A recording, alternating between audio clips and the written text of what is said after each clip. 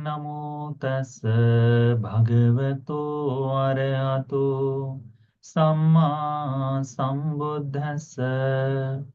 नमो तस् भगवतो अरहतो सम्मा सम्बुद्धस्स।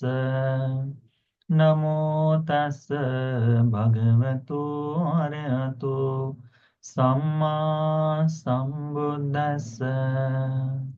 साधु साधु साधु। हमारे पूजनीय गुरु जी कल्याण मित्र को सादर प्रणाम। साधु साधु साधु। श्रद्धावान शील संपन्न उपासक उपासिकागण, ये पुण्य की महिमा बड़ी अद्भुत है। पुण्य का विपाक बड़ा अद्भुत है। जिस व्यक्ति के जीवन में पुण्य है वह व्यक्ति जीवन की सारी बाधाओं को जीत सकता है, संसार के सभी दुखों को समाप्त कर सकता है। भगवान बुद्ध जी ने तो भिक्षुओं को भी कहा है, मां भिक्खवे पुण्यानं भाइत, कि भिक्षुओं पुण्य करने के लिए घबराओ मत, क्योंकि सुखं सेतं यदिदं पुण्यानि, ये जो सुख है इसका दूसरा नाम पुण्य है, या फिर ये जो पुण्य है इसका दूसरा नाम सुख है। तो हम सब, आप और मैं भी, हम सब सुख की अभिलाषा करते हैं, सुख की प्राप्ति के लिए प्रयत्न करते हैं, सुख मिले इसके लिए कोशिश करते हैं। तो हमें क्या अर्जित करना चाहिए? पुण्य करने तक पुण्य अर्जित करना चाहिए। पुण्य का भाव ऐसा है कि यदि कोई व्यक्ति इस पुण्य की महिमा को समझे तो वह पुनः लालायित होता है कि मैं पुण्य का संचय करूं। इसी आशय से हम यह पुण्य की महिमा, यह माला आरंभित किए हैं। आज जो कहानी बताएंगे हम आपको, उसे सुनिए, ध्यान में रखिए और कोशिश करें कि इसका कुछ सारांश, इसका कुछ भाव अपने जीवन में आ पाए। हमने हमसे, हमारे बड़े भिक्षु से, हमसे जो बड़े हैं बहुत सीनियर भंते जी, उनसे ये कथा सुनी थी और बिल्कुल मन प्रसन्न हो गया था। बहुत ही सुंदर कथा है। यदि इसको आप समझ पाए तो बहुत लाभ होगा आपके जीवन में। ये कथा जो है भगवान बुद्ध जी के परिनिर्वाण के पश्चात श्रीलंका में जब बौद्ध धर्म प्रचार प्रसारित हुआ तब वहां की कथा है। तो बुद्ध के परिनिर्वाण के पश्चात की अनुराधपुर के समय की कहानी है। अनुराधपुर के समय में बहुत से अनंत भिक्षु लोग उस समय श्रीलंका द्वीप में निवास किया करते थे। उस समय बहुत से अनंत भिक्षु लोग भारत भूमि में भी निवास किया करते थे। होता यह था, कहते हैं कि अनंत भिक्षुओं का आना जाना इतना हुआ करता था कि यदि दोपहर के समय कोई यदि अनाज को सुखाने के लिए छांव डाल दे तो ऐसा लगता था निरंतर बादलों की तरह भिक्षुओं का आवागमन हो रहा है। इस तरह से वह अनंतों का युग रहा था। ऐसे समय में अनेक भिक्षु लोग जो थे, रिद्धिशाली थे, अभिज्ञालाभी थे, पूर्व जन्मों को देख सकने वाले थे, जीवन में व्यक्ति के अस्तित्व को, कि कितने जीवन तक कौन जी सकता है, इसको देख सकने वाले थे। परंतु ये बात खुद भिक्षु के लिए है, वो गुप्त रखने के लिए, लोगों को बताने से के लिए भगवान ने स्पष्टतः मना किया है। इसीलिए आज भी ऐसे अनेक भिक्षु हो सकते हैं परंतु हमें नहीं मालूम, है ना। तो केवल संघ के प्रति श्रद्धा यदि जगा दे तो ये सभी भिक्षुओं के प्रति श्रद्धा है। तो ये जो कथा है बड़ी ही सुंदर, सौम्य और बहुत ही प्रेरणादायी है। हुआ ऐसा था कि गुरु भंते जी जो बड़े भिक्षु होते हैं, जिनसे आ, लोग प्रवज्जा लेते हैं, गुरु जो है वो पिता की तरह होता है। गुरु जो है, जैसे आप देखो, आपके पिता जब तक जीवित है तब तक आपका मन ऐसा लगता है कि दुनिया में कोई डर नहीं, ऐसी कोई जिम्मेदारी नहीं है जिससे मैंने बचना चाहिए। परंतु जैसे ही पिता का अवसान हो जाता है तो ऐसा लगता है कि जैसे सर से छत निकल गई हो, है ना। गुरु का भी ऐसा ही है। जब तक भिक्षुओं के जीवन में गुरु है, तब तक उनके लिए छत का काम करता है गुरु। इसीलिए बुद्ध परंपरा में देखिए, सारिपुत्त भंते जी के शिष्य कौन थे? राहुल भंते जी। राहुल भंते जी की पूर्ण जिम्मेदारी उनकी थी, है ना। उनका रहने की व्यवस्था से लेकर भगवान ने अनेक नियम बनाए हैं भिक्षुओं के लिए कि अपने आ, अंतेवासी या फिर अपने जो शिष्य है उनके प्रति कैसा कर्तव्य है करके। तो इसी तरह से भगवान के समय के पश्चात जो भिक्षु लोग थे उन्होंने बहुत ही सुंदर तरीके से इस कार्य का वहन किया है। आज हमारे गुरु बनते जी है, तो जब तक हमारे गुरु बनते जी है इस विश्व में किसी से डरने की आवश्यकता नहीं, क्योंकि गुरु अभी है। इसीलिए जीवन में गुरु का होना बड़ा लाभदायी है। ये जो गुरु है उनकी बड़ी सुंदर, अपने छोटे श्राम नेरो को बहुत ही सुंदर तरह से धर्म का अभ्यास अध्ययन कराया, जीवन की अस्थिरता के बारे में सिखाया, पुण्य के बारे में सिखाया, सारे ही गुणों को सुंदर तरीके से बताया। हुआ यह कि एक बड़े भिक्षु जो थे, गुरु बनते जी जो थे, वे ध्यान करते समय उन्होंने देखा कि उनका जो शिष्य है, सामने शिष्य जो है, ऐसे ही ध्यान करते समय यानी हुआ यह कि जो सामने भिक्षु होते हैं उनका बहुतांश समय सेवा में बीतता है। और ये जो छोटे श्रामणेर भंते जी बड़े ही प्रभावी तेजस्वी थे, प्रतिभाशाली थे। तो गुरु भंते जी ने एक बार ऐसे ही ध्यान की मुद्रा में बैठते समय चिंतन किया कि कैसा मेरा शिष्य है करके, कैसे मेरे शिष्य की चेतना, कैसे इसका जीवन होगा। तो बैठे बैठे बैठे उन्होंने देखा कि मेरे शिष्य की आयु जो है वो बड़ी कम नजर आ रही है, बहुत ही कम। पता चला कि 2 दिन के पश्चात ये जो शिष्य है ये मृत्यु को प्राप्त हो जाएगा। तो गुरु है, उन्हें लगा अरे इस मेरे शिष्य पर अनुकंपा करनी चाहिए। तो उन्होंने पुण्य के बारे में उनको तो वैसे ही धर्म का उपदेश दिया ही था, अप्रमादी बनने के लिए भी बताया। और सोचा कि यदि छोटा शिष्य जो है, ये सामनेर जो है, यदि यह यही मृत्यु को प्राप्त हो जाए 2 दिन बाद, तो इसकी जो माता पिता है उनके मन में रहेगा कि यदि गुरु भंते जी जानते थे, गुरु जब जानते थे तो क्यों हमारे से मिलाने के लिए भेजा नहीं करके। तो इन्होंने सोचा कि ठीक है, मैं शिष्य को बोलूंगा कि 2 दिन का समय है ना, तो एक आधा दिन ज्यादा जाने के लिए और आधा दिन लौट कर आने के लिए, और एक दिन अपने माता पिता के साथ रह सकता है। तो अच्छा रहा। तो दूसरे उस दिन अपने शिष्य को बुलाया और कहा, सामने सुनो, आज मैं तुमको अनुमति देता हूं कि अपने माता पिता के पास जाओ, पूरा दिन रहो और आधे दिन में लौट के आ जाओ। तो शिष्य बड़े आनंदित होते हैं कि चलो गुरु भंती जी ने हमको अनुमति दी है माता पिता से मिलने के लिए, अब छोटे भिक्षु हैं, है ना। तो माता पिता के प्रति तो स्नेह तो थोड़ा बहुत रहेगा ही। तो वो स्नेह के कारण उनको आनंद हुआ, कहे ठीक है गुरु जी, मैं ये थोड़ा सा झाड़ू लगा लेता हूँ और जाता हूँ। तो उन्होंने उतना काम किया और गुरु से नमन करके वंदन करके अपने गुरु के आदेशानुसार एक दिन के लिए अपने माता पिता के पास चले गए। गुरु भंते जी ने देखा कि ठीक है अब मैं शिष्य चला गया, तो उन्हें भी थोड़ा सा ठीक लगा। 2 दिन हो गए, शिष्य लौट कर नहीं आया। 2 दिन हो गए, शिष्य लौट कर नहीं आया। तो उन्हें लगा कि शायद हो सकता है किसी कारणवश कहीं रुक गया हो और वही उनका देहांत हो गया हो, ऐसा लगा। परंतु अपने शिष्य के प्रति बड़ी निष्ठा भी है कि शिष्य ने कहा है तो आना चाहिए था पर आया नहीं, तो क्या कारण हुआ। देखते हैं कि उनके पिताजी भी आते हैं वहां, कहते हैं हमारे छोटे बंदे जी कहाँ गए हैं। तो उनका जाना और इधर से पिताजी का आना ये शायद इकट्ठा हुआ होगा। तो कहते हैं कि घर की तरफ ही गया है, लौट के आएंगे। तो फिर वो देखते हैं पिताजी भी कि नहीं, गुरु बंते जी ने तो घर की तरफ ही भेजा है, तो वो भी चले जाते हैं। इनको लगता है कि शिष्य को भेजा है और घर भी नहीं गया।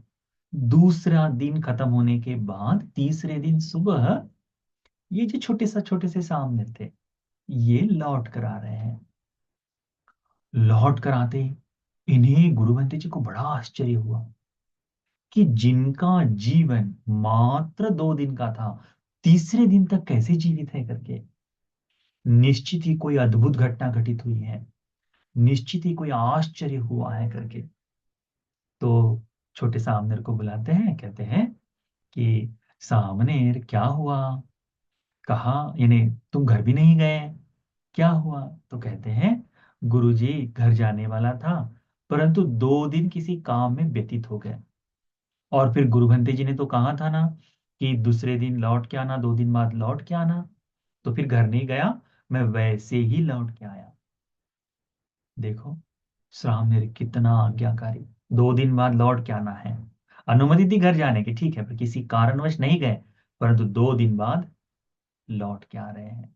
ये बड़ा अद्भुत कार्य है, आज ये संभव नहीं है, परंतु भगवान के समय वह बड़े ही आश्चर्य की बात थी। इस तरह का अनुशासन, इस तरह का आज्ञाकारी होना अद्भुत है, अद्भुत है। आज इस बुद्ध शासन में जो भिक्षु लोग इस तरह का आज्ञाकारी भाव जो जीवन जीते हैं, साधुकार है उन लोगों के लिए, साधुकार देने लायक है। क्यों? क्योंकि भगवान के कहे हुए वाणी को पूर्ण करने वाले, एक शब्द से क्यों ना हो उसका आचरण जीवन जीने वाले भिक्षु लोग हैं। इसीलिए इसीलिए कहा जाता है सुपटिपन्नो भगवान के श्रावक को, सामी चिपटिपन्नो भगवान के श्रावक संघ को। संघ कभी भी हो परिशुद्ध होता है इसी कारण से। तो हुआ यह, ये छोटे बंते जी बोले कि गुरुजी किसी काम में हम लग गए थे, नहीं हो पाया। तो पूछते हैं छोटी छोटे बंते जी ऐसा कौन सा काम पड़ गया था कि तुम 2 दिन लगे? तो कहते गुरु बंते जी आपने जब आज्ञा दिए तो मैं चला गया। रास्ते में जाते जाते जाते हुआ ये कि मैंने एक छोटा सा तालाब देखा, और तालाब के पास थोड़ा देर थकान मिटाने के लिए मैं बैठा। तो इतने में मुझे उस तालाब के किनारे चींटियों का जो झुंड था, जो पेड़ के ऊपर गुच्छा बना के रखा हुआ है जैसा हो, वो नीचे गिर गया है, पानी में गिर गया है। तो सारी चींटियां जो है वो पानी में तैर रही है, गिर रही है, शायद बह जाए, तो जैसे तैसे बांध कर। तो मेरे मन में उनके प्रति बड़ी दया जागी। मेरे मन में जागा कि ये भी तो जीव ही है, इनकी सहायता करनी चाहिए। तो मैंने वहीं से एक पत्ती पत्ता उठाया नीचे से पड़ा हुआ, और एक एक चींटी को, जैसे जितनी जितनी चींटी एक एक पत्ते पर आए उनको निकाल कर जमीन पर रखते गया, उठाते गया, रखते गया, उठाते गया, रखते गया। इससे हमारा पूरा दिन खत्म हो गया। ना तो छोटे बंते जी भोजन किए हैं, ना कुछ। वो जो जीव की दया के, जीव के प्राणों को बचाने के लिए लगे रहे, कितनी चींटियां होगी। देखो ना, हम देखते हैं जब, तो चींटियों के तो बस में या फिर उनके रहने के निवास में हजारों लाखों चींटियां होती हैं। तो ये बंते जी ने कितने जीवों का प्राण बचाया है, इतना जीवन दान दिए, जीवन दान दिए हैं, इतना जीवन दान दिए हैं। तो चींटियों को तो कहते हैं कि मैं इनको निकालते रहा, निकालते रहा, निकालते रहा। उसी में हमारा पूरा दिन बीत गया। और गुरुबंती जी ने कहा था लौट के आना, तो हम वहीं से लौट के आ गए हैं, घर भी नहीं गए। गुरु भंते जी देखते हैं कि अरे आश्चर्य है। तत्काल अपने, ठीक है छोटे भंते तुम यही रहो, देखो अभी समय है भोजन का तो भोजन कर लो, या फिर जो भी है उनका काम जो है वह बताएं। तत्काल बंदे जी अपने कक्ष में गए, ध्यान के लिए बैठे, ध्यान से समाधि को प्राप्त किए। समाधि समाधि में बैठकर छोटे श्रामनेर के प्रति अपने चित्त को बढ़ाए, और देखे आश्चर्य है, 2 दिन में जिनका जीवन समाप्त होने वाला था, उस छोटे श्रामनेर के लिए लंबा जीवन, पूरा मनुष्य का पूर्ण जीवन जो है वो दिखाई दे रहा है, बड़ा तेजस्वी जीवन। तो बड़े भंते जी के मन में आया कि जीवों को प्राण दान में दिए हैं, इसीलिए उनके जीवन की जो बाधा थी वो हट गई, वो हट गई। देखा, हम छोटे जीवों को जब देखते हैं तो हमारे मन में ये दया नहीं जागती, परंतु पुण्य का विपाक सोचने वाले, पुण्य की महिमा सोचने वाले ये भिक्षु लोगों में कई बार ये दया होती है।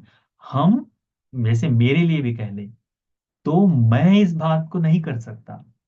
वो जो भूत दया जो है ना, दया वो स्वभाव धर्म से आनी चाहिए। जिन भिक्षुओं ने हमको, जिस भिक्षुन से हमने ये कथा सुनी थी, उनके बारे में अभी मैं दूसरे बंते जी से बात कर रहा था थोड़ी देर पहले। उन्होंने मुझे कहा, हाँ, मैंने जिन भंते जी जिनका नाम मैं बताया था, वो भंते जी हाँ वाकई में इस तरह का करुणा जीवन जीते हैं करके। यानी ये जब भंते जी बने थे तब उन्होंने वो कथा सुनी, उनके जीवन पर इतना परिणाम कि आज भी उस तरह का जीवन जी रहे हैं, है ना।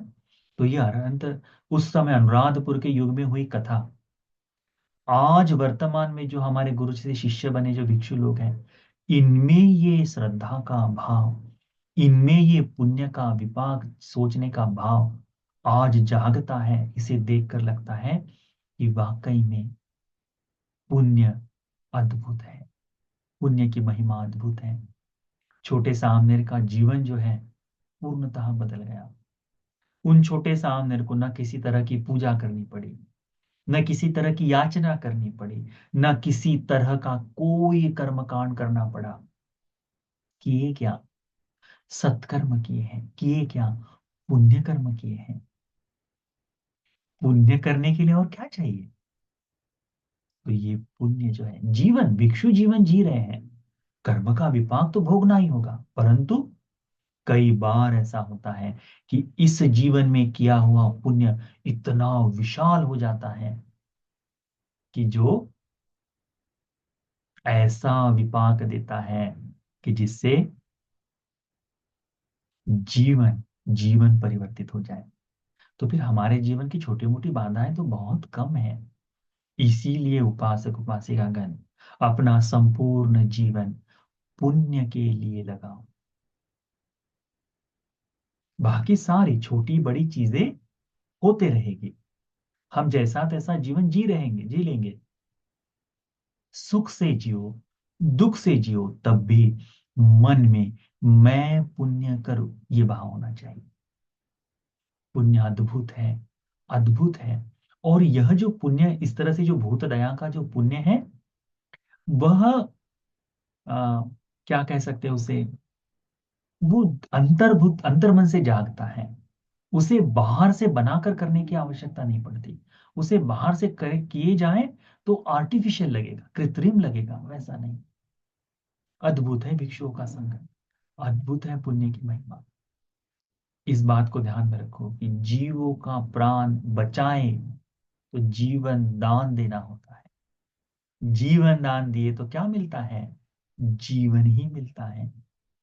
भगवान ने कहा था तोदेय शुभ नाम के सूत्र में कि कर्म विपाक के बारे में, चूल कर्म विबंध सूत्र में भी आता है कि पूछते हैं कि भगवान, इस लोक में किसी की आयु बहुत लंबी है, किसी की आयु बहुत छोटी है, इसके पीछे कारण क्या है? तो भगवान क्या कहते हैं? कम मत सकोमी कम मदायानो, कर्म ही उसका है करके, कर्म का ही विपाक है। तो क्या कर्म है करके पूछते हैं तो कहते हैं, जिसने जीव हिंसा की है, जिसने प्राणियों की हत्या की है, उसका जीवन कम होते जाता है। जिसने जीवन दान दिया है, उसका जीवन लंबा होते जाता है, लंबा जीवन। तो जीवन दान देने वाले बनना चाहिए, ठीक है। उस तरह से चिंतन करो, ये बड़ा अद्भुत कार्य है ना। तो हमारा भी जीवन लंबा होते रहे।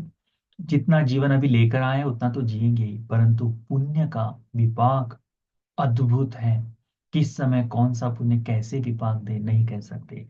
इसीलिए पुण्य के लिए लालायित बनो, पुण्य करने के लिए अपनी चेतना को जगाओ, पुण्य का ही संपादन करो, पुण्य का अर्जन करो। पुण्य की महिमा अद्भुत है। तो आज दिन भर में आपने जो उपोषद का पालन किए, क्या अर्जित किए हैं? पुण्य अर्जित किए हैं। आज मधुरवाणी से, शील के पालन से, ब्रह्मचर्य से, दान से, ध्यान साधना से, आज भगवान को नमन कर कर गाथाएं कहकर, परित्राण धर्म को सुनकर, धर्म देशना को सुनकर, धर्म चर्चा कर कर दिन भर में क्या किए हैं? पुण्य का संचय किए हैं। लाभ है आप लोगों के लिए, लाभ है आप लोगों के लिए, क्योंकि संपूर्ण भारत में लाखों करोड़ों लोग हैं, उनमें से कुछ लोग, संख्या पर गिन सके इतनी ही लोग हैं जो इस उपोषित के दिन में पूर्णतः धर्म का अनुसार संपूर्ण पुण्य का संचय करने में बिताते हैं। लाभ है आपके लिए। इसीलिए अपने लिए भी आनंदित होइए कि मैंने आज दिन भर पुण्य ही किया है। तो आज जितना भी पुण्य किया है, इस धर्म कथा से भी जितना पुण्य अर्जित हुआ है, ये सारा पुण्य आपको पुण्य करने वाला व्यक्ति बनाने के लिए, पुण्य की महिमा का आनंद जगाने के लिए, पुण्य को करने वाला व्यक्तित्व जगाकर पुण्य के अनुसार जीवन जीने वाला, सुख शांति को पाने वाला, ऐसा पुण्य जो है वह आपको करने के लिए धैर्य मिले, सामर्थ्य मिले, लाभ मिले। साधु साधु साधु। ठीक।